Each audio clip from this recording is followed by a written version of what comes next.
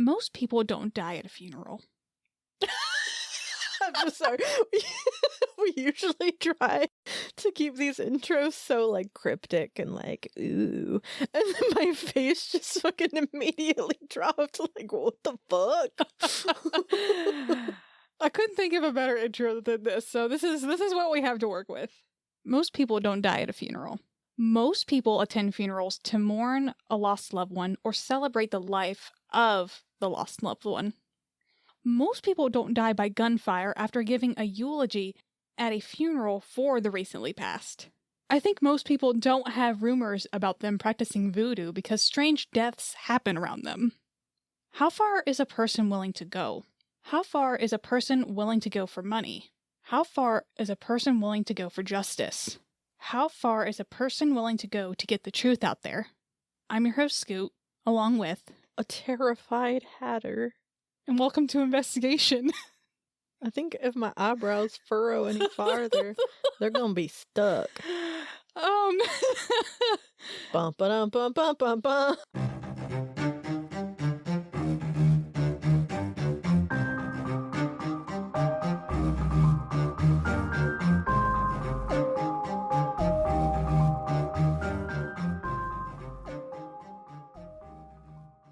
Willie Maxwell was born in Coosa County, Alabama, in 1925. Alabama, Arkansas, I do love my mom and pa. Now, there isn't much about his childhood. What we do know is that he was one of 9 children. It's a lot of kids. It's a lot of kids. We also know that Maxwell quit school early to help his parents work on a farm that his father also worked on as a crop sharer. Do you know what that is? No, I was just about to say, what is a crop sharer? So, essentially, you work the land that you don't own the land, but you work it. Gotcha. Yes. Now, Willie Maxwell would serve in World War II before returning to Coosa in 1947. He would go into the lumber industry, and then in 1949, Maxwell married Mary Lou Edwards. He was ordained a Baptist minister in 1962 and began preaching. He would be awarded a certificate of theology from Selma University in 1970. Now, the couple struggled with not only money, but it seemed that Maxwell may have also had romantic relationships outside of their marriage. Gross. Yes. But wait, there's more. But wait, there's more. August 3rd, 1970, on that night, Mary Lou's car was found 12 feet off the road of Highway 22, which was not far from their home. We're really close to the anniversary of that, too. We are. We're past the anniversary, but yes. A little bit past it. Yeah, that's weird. Yes. The engine was running. The lights were on. But Mary Lou's body was inside. Oof. She had been badly beaten, and then some of my sources say she was strangled. Oh. Yes. Maxwell's whereabouts for that evening had seemed to be unclear. Convenient. Convenient. Strange. Strange, some might say. He was quickly indicted for her murder and brought to trial in August 1971. Okay. But the case would quickly fall apart, as the evidence for Maxwell's involvement was all circumstantial. Oh. They basically were like, you don't have a solid alibi, so we think you did it. But, like, that's kind of all that they had, type of vibe. Essentially, I'll continue and make a little more sense. Their next door neighbor, Dorcas Anderson. Dorcas. Oh, I know the first reaction is to laugh at a name like that, but I just picture like a little old lady, like a little old lady named Dorcas. It's like, that's kind of cute. Oh, never mind. All right, fuck Dorcas, I guess. What? I have mixed feelings about Dorcas. I was going to say, the face you made at me was like, maybe don't say that so soon. I have mixed feelings about Dorcas. In my opinion, unfortunate name, but right. We'll move past that. Okay. She recanted her earlier statements that pointed the finger at the Reverend as the most likely culprit. Okay.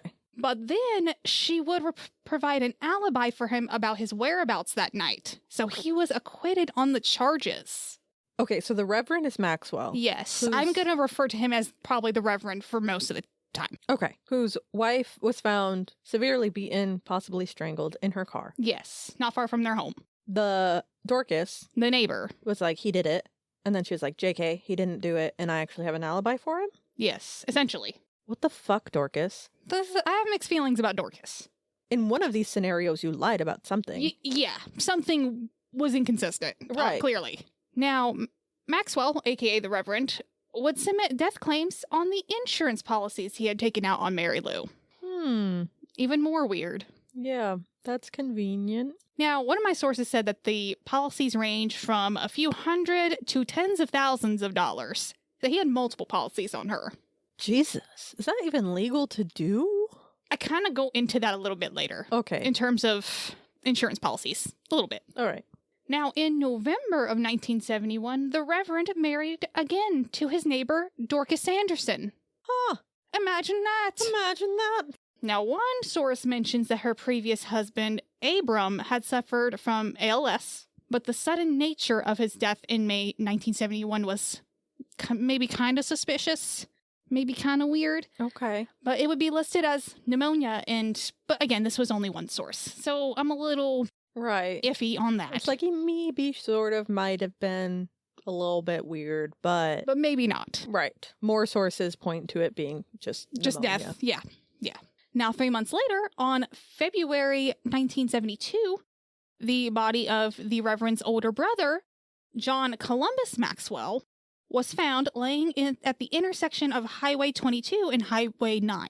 Now, one source did say he was in a car, but that was only one source, so I don't know if he was just in the intersection or if he was in a car in the intersection. I'm not sure. I feel like it's way worse for him to just be in the intersection. It would be, either way. Yeah, that's rough. Yes. But analysis revealed that the alcohol content in his blood was high enough to cause his death, but so high that it's hard to think that it was a voluntary consumption. Damn. The death certificate listed the cause as heart attack brought on by excessive alcohol. Damn. Yeah. He had several life insurance policies, which the beneficiary was his brother, Reverend Willie Maxwell. Kind of weird. That's suspicious. A little bit strange, some might say. Now we're going to jump again to September 20th, 1972. So a few months. Dorcas Anderson Maxwell's car was found by the side of the road of Highway 9. The engine was idling. Lights were on. Dorcas's body was also in the car. Oh.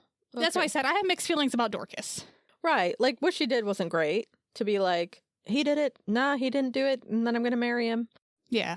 But, like, nobody deserves that, obviously. Yeah. And also, like, M.O. much? What? M.O. much? M.O. Their M.O.? His M.O.? Oh. Sorry. I didn't register to me what you were saying. I gotcha. Okay. Like, especially if the brother was also in a car. Yes. It's like, it's kind of looking a little weird. A little bit too coincidental. Now, one source did say that her body was wedged on the floor of the front seat. Oh. In a manner that seemed kind of unnatural. Yeah. I mean, even the smallest people that I know wouldn't really fit on the floor in the front seat without it being an unnatural thing. Yeah. But there was no evidence of foul play. The medical examiners determined the cause of death to be respiratory failure. I feel like the fact that she was potentially shoved down in the front, like the floor of the front seat, would be a little bit foul play. I don't think somebody would have respiratory failure and then fall under the steering wheel. I don't know. Like, maybe if there wasn't anything to really technically say foul play was involved. Right. You know what I mean? Yeah. I mean, I get it because they have to go off of, like, more than just, like, she was found weird. Yes. But not long after they were married, the Reverend had purchased at least 15 life insurance policies. And it's possible that Dorcas already had 2 before their marriage. Oh. So at least 17 insurance policies, which may have totaled $131,000. Jesus Christ. That's a lot of money. That's a lot of money. And, like, Go for it. Speak your thoughts. I'm just like, dude, he got away with one. I'm assuming, obviously, it's him. And then he's just repeating. It's like, I don't use your brain, you know? Like, use your brain. Like, I don't want you to, but also, like, you're taking out so many life insurance policies on these people that are, like, mysteriously dying around you. Somebody's gonna catch on pretty fucking fast, hopefully, if they're doing their job even halfway competently. Well, we'll get there. We'll get there. I'll keep my opinions for the end. No, it's okay. No, it's okay. I understand. But the Reverend is starting to get a reputation for himself. Right. Not only by, like, word of mouth, but because of the large number of insurance cases in which he was involved. Now, most of which usually would require, like, deliberation by a local jury. Some people were starting to suspect that the Reverend used voodoo to cause these deaths. Go ahead. Speak your thoughts. I just, like, inhaled, like, 3 times, like, well, hang on. I've never heard of voodoo causing somebody to be severely beaten to death. Well, maybe not that case. Maybe not that specific one. But I think people were more looking at, like, the high alcohol content in his brother. The mysterious, like, death of his second wife, I think, was more where people were looking. The only really kind of valid one to be like, that's weird, would be Dorcas. Yeah. Because even the brother, it's like, there's a traceable reason for why he died. Yeah. Like, Dorcas just randomly died from respiratory failure. Yeah. And then was found, like, crumpled in the front seat. Yeah. So it's like, okay, that one, sure. Call it whatever you want. The other two, though, it's like, brother, there's literally tangible evidence of somebody doing this. Yeah. It was rumored that he was able to turn into a black cat. Sorry. What's a cat gonna do? I don't know. I don't know, man. It was also rumored that he would kill chickens and tie them up around his house and take the blood and then put it on his doorstep to keep people away. And that the chickens tied up around his house and in trees, I guess, was to keep evil spirits away. But again, this is all rumored. Right. And I mean, I don't know voodoo practices. I don't either. I can't speak on voodoo practices. Right. But, like, if he was using these spirits to kill people, wouldn't he want evil spirits? I don't know. Okay, we'll just rock and roll with it. Now, while others alleged poison or other non-supernatural methods, which makes a little more sense to me. Personally, yeah. But the Reverend would maintain his innocence while collecting the insurance money. That's awfully convenient. Of course. And I just think at this point, people were just afraid of him. You know what I mean? Yeah. They're like, okay, anybody that gets too close to him is going to wind up dead in their car. Yeah. Now, November 1974. So we've jumped a little bit. Mm-hmm. The Reverend would marry for a third time. Is this the same year or the following? I believe following. Okay. I'm double checking. So technically like 2 years. 2 years. Dorcas passed September 20th, 72. Okay. So a couple years. But he would marry for a third time to Ophelia Burns. I love the name Ophelia. It is a pretty name. It's so pretty. Now, I do want to mind everybody here that she had been charged but never tried or convicted for the alleged involvement in the suspicious death of the Reverend's first wife, Mary Lou, back in 1970. Okay. Mm-hmm. How was she supposedly involved? I don't know if it's because she had something to do with Willie, but a couple of my sources say that she had been charged, but she was never tried. Nothing would ever give me an exact reason, but weird. So now, actually, I have this right here, which is weird because now your current wife and your last wife had some form of involvement in the case of your first wife. Right. Kind of weird. Now, at this point, both of them had many children between them, but most of them were living elsewhere. Mm-hmm. The only ones that were living in their home was the Reverend's son, who he had with his second wife, Dorcas, 6 months after getting married, and Shirley Ann Ellington, the Reverend's now stepdaughter. Now, I got some conflicting information about Shirley. Some sources said that she was a child from another marriage of Ophelia's. Some said she was an adopted daughter. Some said that she was Ophelia's niece and that Ophelia adopted her, so I'm not sure. But either way, she was the Reverend's stepdaughter. Right. In some capacity. Yes. Now, February 14th, 1976. So we've jumped a little bit again. This was when the Reverend's nephew, James Hicks, was found dead in his car beside Highway 9. Do we see a pattern still? A little bit. Mm-hmm.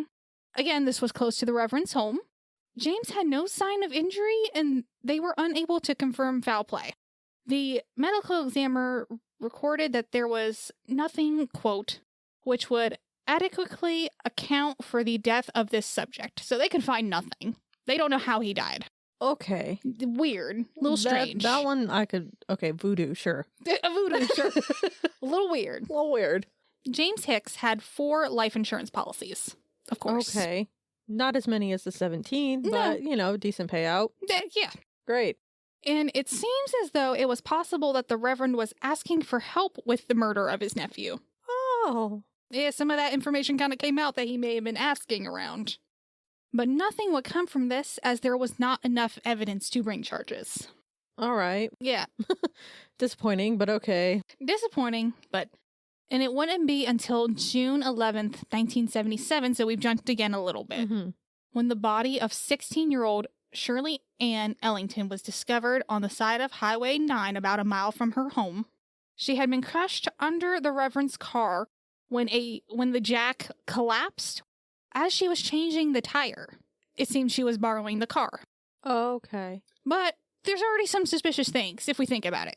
Why would a 16-year-old girl with possibly no previous experience trying to change a tire, why would she try to do that when she really wasn't that far from home? She was about a mile away from the house. Right. Why would you not walk home and get help? Kind of weird. Yeah, or I feel like if you knew also how to change a tire, you know how to place a jack. Yeah. I mean, not that accidents don't happen, obviously. No, but in this case. Right. It's a little weird. Okay. Now, that was his... Stepdaughter. Oh, yes. That's shitty. Okay. Yes. Now, 300 people attended Shirley Ann's funeral in the House of Hutchinson's funeral home in Alexander City, Alabama. The Reverend Maxwell even delivered the eulogy at her funeral. I know. Kind of makes you feel icky. Yeah. Yeah. Even baseline, dude, even if you didn't have anything to do with this one, your car is the one who, is the thing that killed her. That just feels It's a little icky. It's a little icky. Now, some of my sources say that the last few mourners were passing Shirley Ann Ellington's coffin after the funeral when one of Shirley Ann's sisters pointed at Reverend Willie Maxwell and shouted, quote, "You killed my sister. Now you gonna pay for it." Oh. But what we know for sure what happened was a man in a green suit stood up and fired 3 shots into the Reverend's head, which killed him instantly. Damn. Yep. I mean, they could never get enough evidence eventually. People are going to take justice into their own hands. Yes. Not the ideal method, but I get it. Now, the man in the green suit was Robert Burns, uncle to Shirley Ann. Definitely understand that. Yes. One source states that when 2 police officers showed up to arrest Robert Burns, he confessed, quote, "I had to do it," he said, also as he was on the way to the police station, "and if I had to do it over, I'd do it again." Valid, to be honest. I get it. The feelings, I think, are valid. Yeah. Burns felt like Maxwell was almost taunting him, and I'm going to quote him again. "That really burnt me up. I was so angry that I could hardly control myself." Damn. In a way I kind of understand. Oh, yeah. You have this guy who, in my opinion, very clearly killed 4 other people. Multiple people. And then potentially killed your niece? Yeah. Yeah. Yeah. I'd be pretty upset about that. Right? It was 4 other people, right? So we had the first wife, the second wife. The brother. His brother. His nephew. Yes, okay, 4. So yes, 4. And then the niece. Now, Burns would reach out to Tom Radney to see if he would represent Burns as his lawyer. Weirdly enough, Radney had represented the Reverend in all of his insurance claims and trial. All right. And, a couple of my sources did say he did earn a decent commission in that process. I'm sure. Now, Radney would agree to represent Burns. And I'm sure you're probably wondering why. Probably because he was like, yeah, this motherfucker did it, but I was getting paid from the insurance money. Fair enough. But the lawyer himself, Tom Radney, agreed to represent Robert Burns because he believed that every person deserved a legal defense. Oh. That every defendant to have representation. Okay. So, that's Nice. Nice. You know. What is that term? When like, you know how like you shouldn't see the same therapist as like your partner? Conflict of interest. Thank you. I feel like that's a little bit of a conflict of interest, but it's also like the guy already got paid. The Reverend's already dead. Is it really? Is it really? Now, the trial would begin 3 months later on September 26, 1977, and it lasted 2 days. Oh. Now, District Attorney Tom Young, who had been doing this for 16 years at that time, just mind you, he was a veteran, right? Was the prosecutor for the case. And obviously, it was presented that several hundred people saw Burns fire the gun that killed Reverend Maxwell. Right. Right? You're not really getting out of this one. Oh God. I'm sorry. Did they not read him his Miranda rights or something? You know what? We'll get into this. Radney would present that Burns was not guilty by reason of temporary insanity. That's like not a legal thing, really, technically. I mean, it is, but it's more along the lines of like manslaughter, because like you're so emotional. But in this case, not that I think that the guy was wrong necessarily for doing what he did, but it's like he had to actively premeditate bringing the gun to the funeral. So it's like, that kind of shows that it's not really temporary. Yeah. Like that was the whole thing when I covered like the different terms and stuff, was like, if there's a cooling off period and you still go through with it, it's not like temporary insanity. Yeah. And it was at that point the trial turned into an argument whether Burns was in his right mind when he committed the crime, rather than if he actually did commit the crime. Right, because like several hundred people saw him do it. Yeah. So now it's just like, was he in his right mind? Yeah, can we hold him accountable for it? Yeah.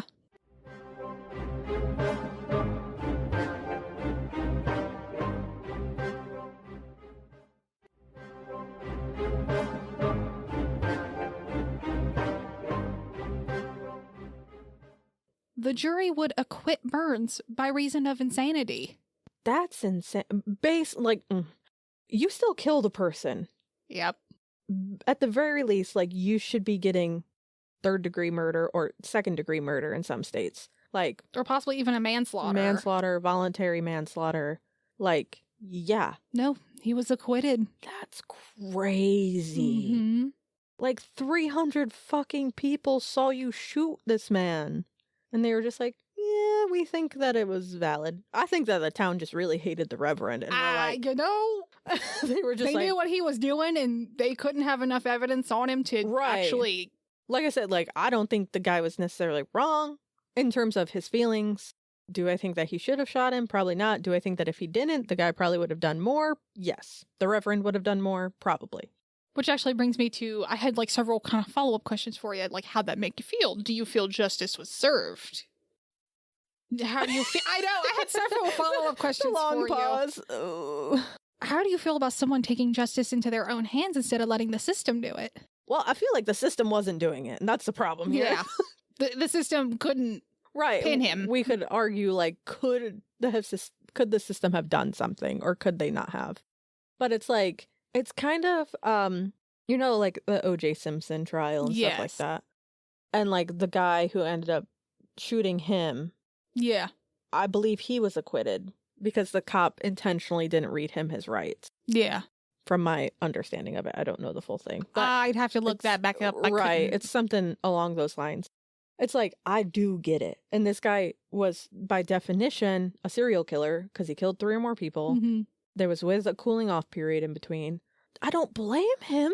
Yeah. But then you fall into that moral dilemma of like, if we end up, you know, taking justice into our own hands, are we really any better than them? And it's like, yeah, we are. We're not killing people for an insurance payout. Fair enough. But I do get that, like, revenge isn't the way to go, and it's a weird line. That's why it's a moral dilemma. I get it. It's a weird line. Yeah. Now, how do we think the Reverend did it? Now, obviously, there's a couple of them that's clear. Right, yeah. But there's a couple that's a little weird. How do we think? Well, I wonder if for the respiratory one, for Dorcas, I wonder if, like, car exhaust fumes would cause respiratory failure. Oh. Let me look that up real quick. We're going to Google. We're going to Google. Because I've wondered that for a couple of these where they just couldn't.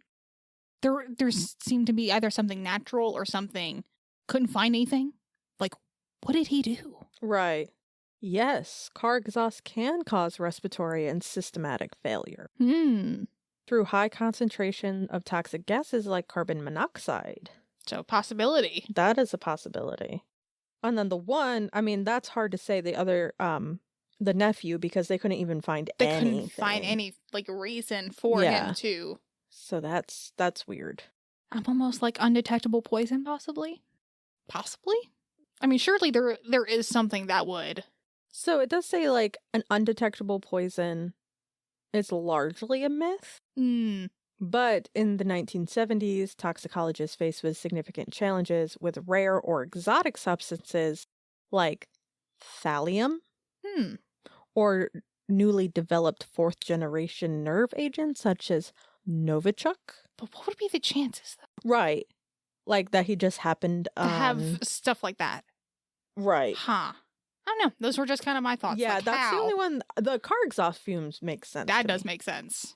Because that was kind of my first thought. I was like, But yeah, the nephew one, I feel like we would just have to know a little bit more to like theorize around what would happen. Fair enough. Because like even if it was like a heart attack or something, like if somehow he caused a heart attack in him, they would be able to find that. They'd be able to like, yeah, he died from a heart attack. It's true. I don't know. Weird.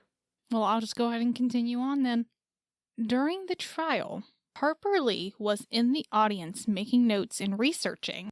And you're probably wondering who that is. I was going to say, who is that? Because I just thought I forgot her. She was an author of a best-selling... No. She was an author best known for her classic 1960 novel, To Kill a Mockingbird. Oh! Yes. Okay. Which won the, what is it, the Pulitzer Prize? I believe is how you say that. Pulitzer, I believe. Pulitzer Prize. And she was planning on writing a true crime book. I don't know how I forgot that To Kill a Mockingbird was written by Harper Lee. Well, to be fair, I feel like it's classic literature, but at the same time, it's not like it's required in schools anymore and things of that nature. So I get it. Yeah. Now, she was born Nell Harper Lee on April 28th, 1926 in Monroe, Alabama. Or no, not Monroe. Monroeville, Alabama. Okay. I apologize. Now, her father was a lawyer in Monroeville. Now, Lee has said that she was intrigued with crime. She grew up surrounded with stories of Sherlock Holmes, stacks of magazines, true detective mysteries, and she also watched trials from the balcony of the local courthouse as a young kid. Now, she would go to study law at the University of Alabama, and she also helped her childhood friend, Truman Capote, with reporting and researching for his 1966 true crime classic, In Cold Blood, which I have also talked about. Right, I was supposed to say, that is incredibly familiar. Yes. Like, the name alone. Yes, I have talked about it with the Clutter Family episode. Right. And I also talked about how... And I also talked about how problematic that was. Yeah, that guy. I was like, you said the name and I was like, I know that name. Yeah, that guy. That guy. Go check out that episode. Right, yeah. I forget what episode number, but it's the Clutter Family. It's literally called... like somewhere in the 20s, I think. Yeah. Dude, we hit 50 episodes, I cannot by the way. believe that. That's is crazy. Insane. I think this will be like 52, but like... That's probably about right. Crazy. Anyways, so but off anyway, subject. I'm so sorry. No, it's okay. Now, Lee wanted to write a Just the Facts journalism true crime book. Okay. Unlike Capote's novel, in a letter to his fact checker in New Yorker, Lee would actually comment, Truman's having long ago put fact out of business has made me despair of factual accounts of anything. Oh. Need some ice for them sick burn? Well, to be fair, when you're writing a journalism true crime book, I feel like taking your own creative liberties is kind of... Oh, yeah, no, I'm totally on her side with that one. Yeah, which is what he did. Yeah, we talked about how fucked up that was, just because he became friends with the killer. One of the killers. Yeah, basically. Yeah. Now, despite her fame, she was incognito. After the trial, she stayed in town and dug deeply into the stories of the Reverend and his murderer, Robert Burns. Locals knew she was there interviewing folks, but she stayed low-key. What? Just you're like, a little bit of your yee accent being like, you know, she was there interviewing folks, but she stayed low-key. And it was like, whoa. And she was researching... It just took me off guard. Yee! Yee. But she was researching every aspect of the crimes. Now, during her research, she found no evidence of the supernatural. Imagine that. Oh, imagine that. Right. I have a couple quotes. He might not have believed in what he preached. He may not have believed in voodoo, but he had a profound and abiding belief in insurance. Not wrong. I love her. Not wrong. Now, she was able to get a hold of all kinds of documents. Trial transcripts, death certificates, insurance applications, claim forms, maps, newspaper clippings, case files, jury lists. I mean, she had all kinds of stuff. Damn. Now, lawyer I mentioned earlier, Tom Radney and Lee communicated about the book on and off for years. Okay. He even turned over all of his case files to her to help her with her research. But this is according to his widow, Madeline Radney. Now, when it came to the insurance policies, see, I told you we were going to bring this back up. All of them, except for the two I had mentioned earlier, had been taken out by the Reverend Maxwell. Right, and you said that there was two possibly for Dorcas that came with before, her. Yes. Yeah. Now, without the knowledge of the person insured, with his home address as the correspondence address, and named himself the beneficiary. Oh, that's convenient. Convenient. Now, something like this was very easy to do in the 70s if you just had someone's social security number. Right. Medical exams were just rare. The correspondence addresses were rarely checked. So this was something you could easily do back then. Yeah, it's just people slacking, basically. Yeah. Thankfully, though, the system, I think, nowadays it's a lot harder to do something like that. I actually... it might have been you that I was talking about it with. It was either you or my boyfriend that I was like, it is... If you were to try to be a serial killer today, it is so much harder because... For insurance policy-wise? Not even that, but just our systems in general. Like, evidence collection and processing is so much more advanced now. And, like, that's why so many people got away with things for so long back then. Yes. Not that we don't have serial killers still, but they don't... a lot harder now. They don't nearly usually get as many victims and things like that as, like, California in the 70s, I believe it was, where like 40 victims later and they're finally getting closer to the guy. Some of them even, I think the Golden State Killer. Oh yeah. He wasn't even caught until just like a little bit ago. Or the BTK killer, maybe I'm thinking of. No, I think you're talking about Golden State. Okay. The Zodiac. Yeah. We never caught the Zodiac. We don't know who the Zodiac is. Right. Yeah, I had somebody, they were like, oh yeah, they just said, and I was like, no. I was like, they caught the Golden State Killer, but they have not caught the Zodiac Killer. No. I was like, same with Jack the Ripper. There's a lot of theories about Jack the Ripper, which granted, this was way back then. That over was in like London. Way, yeah. But nothing concrete. Like, and it's because of that. Because, like, back then, there's so many more avenues to get away with shit. Yeah. Now, at this point, she was calling her book The Reverend. Ooh, okay. I know. I like it. A little spooky. Now, she had tremendous pressures and expectations from her agents who wanted to, quote, pure gore and autopsies. Oh. And then also from her publishers and the public, the pressure was to have a second bestseller like To Kill a Mockingbird. Right.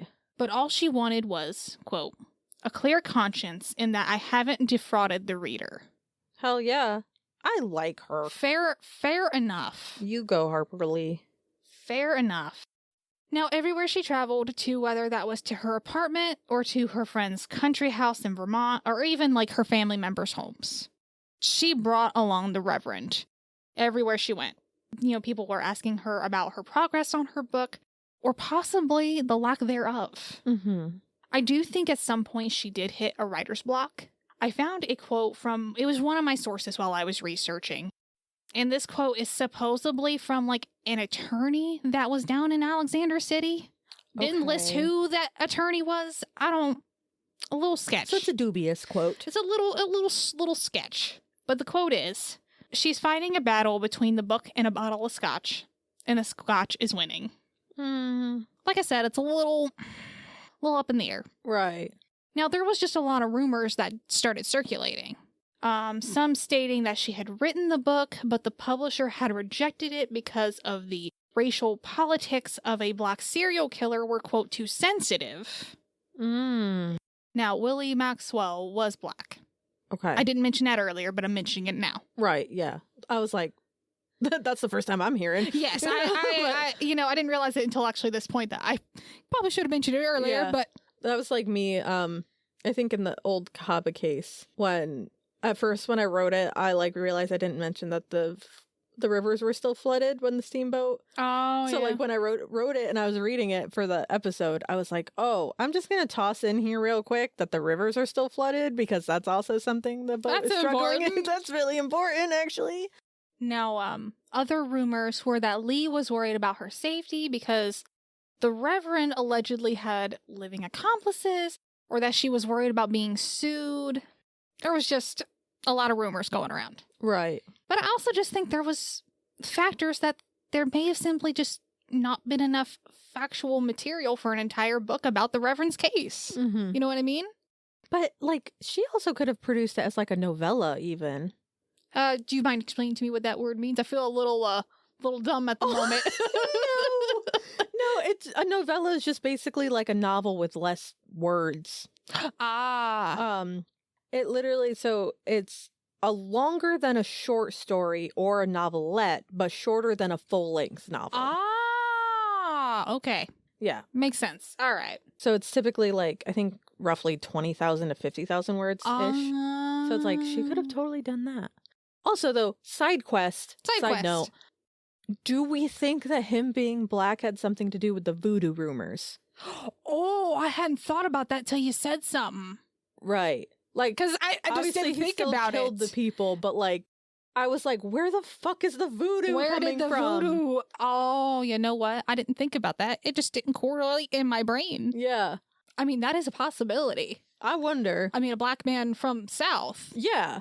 Like, I mean, I covered Julia Brown. Yes. You know, I mean, this was in the 1800s in Louisiana, but I mean, according to that story, there is more proof of her being a little bit spooky. Yeah. But people treated her so shitty because they thought she was so spooky. Yeah. And it's like, so it's like, I wonder if that's where those rumors started that correlation, from. Perhaps. But as well as, like, as the years went on, she struggled with, like, health issues, depression. I just think that there was just a lot of factors. Yeah. You know, in my opinion. Because eventually she just stopped visiting Alexander City, you know? Now, Harper Lee would pass away February 19th, 2016. The book would vanish from time and existence. Whoa. No manuscript was ever found. Did they find, like, her notes and stuff? I'm kind of going to get to that a little bit here. The Rodney family claims to have evidence that Lee's book was real. 4 typed pages, the opening of the novel. The family would, at some point, reach out to Lee's attorney after Lee's book, Go Set a Watchman. That came out around in 2015. I had to look at my notes. And that was actually the first draft of To Kill a Mockingbird. Oh. So after that book had come out, the family reached out to Lee's attorney because they wanted the material back that was given to her. Right. The case files, their grandfather's case file. Now, Lee's lawyer, Tanya Carter, wrote back that Lee had none of the documents. Quote, Miss Lee does not have your grandfather's files, Carter wrote in a letter to Rodney's granddaughter, Madeline Price, which I just think is weird. That is weird. There's some weird things. So I don't know. And, like, it's obvious that she was working on something, at least to some extent, because... Yeah. 1, there's the first 4 pages. Yes. And 2, she has quotes about talking about the event and things like that. Yes. So, weird. It's weird. Now, a book would eventually be released. The book is called Furious Hours, Murder, Fraud, and the Last Trial of Harper Lee. This was written by Casey Sepp, and it was published in 2019. Now, this book is structured into 3 parts. Part 1, the preacher. Part 2, the lawyer. Part 3, the writer. So not only does this book talk about the Reverend's case, but it also talks about Lee's attempt to write her book about the case. Mm-hmm. Now, I've not read this book yet, but I think it would be nice to read and kind of get back to you guys on about. Yeah, Maybe for sure. that can be like some bonus content on Patreon or something. You Yeah. know what I mean? Hell yeah. I don't know. I just think it's weird that we never saw a book come out by Harper Lee. Right. So I don't know.